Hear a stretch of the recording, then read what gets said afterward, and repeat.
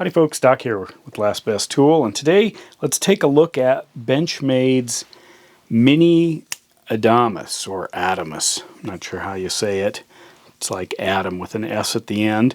Now this is a heavy-duty small folder, and it's created a little controversy. A lot of people love it, which includes me, but it's a different take on kind of an EDC knife.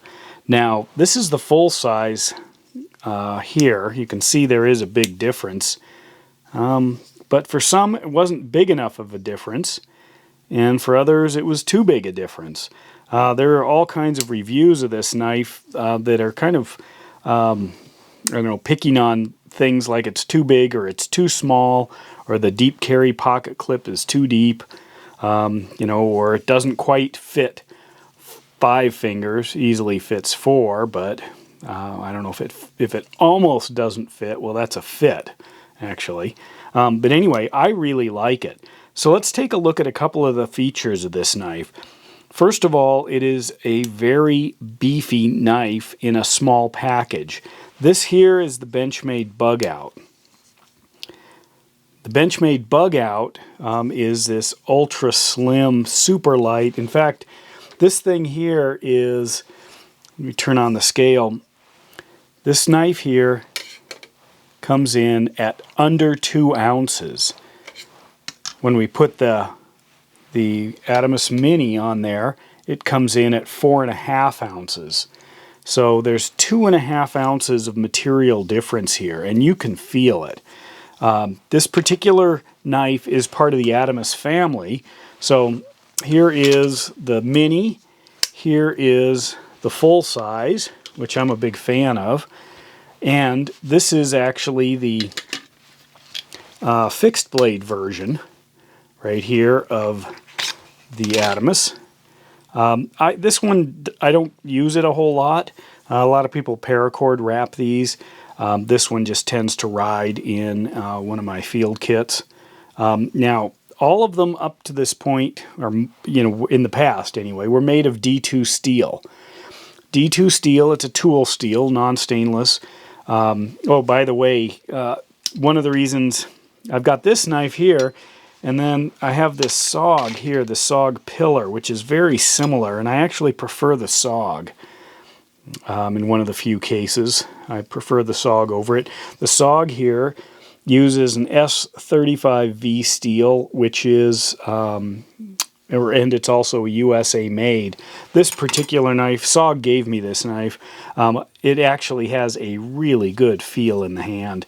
They gave me this shortly after they came out with a line of USA made knives. And I really like it. Very sharp tip, but nice and stout. It's got some nice blade elements that just make it fun to use. But talking about the Adamas here, these are designed by Shane Siebert. He's out in Oregon, like a lot of knife designers are. I love his designs, super overbuilt. They just have this kind of, it's not really aggressive, it's just solid. Now the designers of the knives are kind of important. The standard Benchmade for a lot of people is the Griptilian. This thing was actually designed by Mel Pardue, who unfortunately this recent January 2022, he died. Remember talking to him once at a SHOT Show, and he said that this knife basically put his kids through college. Thought that was a nice way to look at it. And he also designed this one, which is one of my heavier knives. This is, you can see that Mel Pardue design. This is a pretty beefy one. Put that on the scale there. We're at 5.6. So this is over an ounce more than that Bug Out, but less than the full size here, which is 7.8. This is a monster.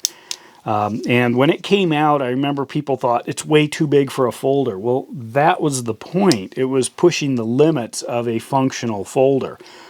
Just massive blade. It's not ridiculously heavy, though. It does have stainless steel liners that are skeletonized, but it uses a very thick blade and the strongest axis mechanism that Benchmade has ever put in a knife, from my understanding. So when they slimmed it down to this, you still have the heft of the blade. That is a substantially thicker blade, say, than some of the others. And that shows up in mass. And that mass is nice in the opening. It's buttery smooth, or if I use the axis to release it and flip this, there is so much moving mass there that it's just a joy to use, versus something light that you have to really get a nice flick to. This, I had done a video on what my issue was with the bug out. It's a great knife. I absolutely love it. I just think that they wasted the name on it. This is what I would think a bug out would be. Now in the video I used these because I didn't have a Benchmade Mini Adamas, so I was calling those, that's the ideal bug out there. But the more I carry this thing around, this is solid. G10 handle or scales on stainless steel liners that are also skeletonized, axis lock, nice standoffs, big solid there, deep carry pocket clip. It's got a nice coated blade, and it uses the new crew wear steel. Get that focus there. It's a CPM steel. It's crucible steel. And this particular steel is also hardened way harder than most other knives. A lot of the Benchmades are in the 57 to 60 range. This thing is in the 63 to 65 Rockwell hardness range. Now that's getting to the point where some people are concerned about brittleness. A diamond could be extremely hard, but you can also shatter it with a hammer. So the question is, where do you find that longevity in blade life with the right, heat treatment? This is an air-cooled steel, by the way. The heat treatment to keep it in a hardness range where you can get an edge back on it, but it doesn't lose the edge right away. A lot of the old kind of cowboy carbon steels were pretty soft. They were in the low 50s. So you could get them incredibly glass sharp, but they would also lose the edge pretty fast. So you had to keep sharpening them up again. So that's why you carried stones. But anyway, I like this knife. I have no complaints about it. I think Shane Siebert did an awesome job in taking what was originally designed as this massive beast of a knife and kind of isolating the very best elements out of it and producing a smaller version. I don't think it's a tiny version. I don't think it's a lesser version. It's another version. And why that's kind of important here is because a lot of people think when you design something and then make a mini version of it, so what we've got is the Griptilian and the Griptilian Mini, that you might lose some functionality or make some sacrifices. Instead of, or to gain that loss in weight, or maybe a legal restriction in a blade length, or possibly, that this is just the right size for your pocket carry, whereas this might be too heavy and, drags down on your pants or something. But overall, going smaller isn't just throwing it in the dryer on high. This is actually a rethought out knife in the way it fits in the hand, the jimping locations, he retained a lot of the elements, but it works. So I'm impressed. Again, this is one of my favorites, little EDCs. This guy here, if we look at it, let me zero that. This thing here, made by Zero Tolerance, is 1.7. It's a little flipper. I love this thing, for just if I want to save weight, I can go with something like that.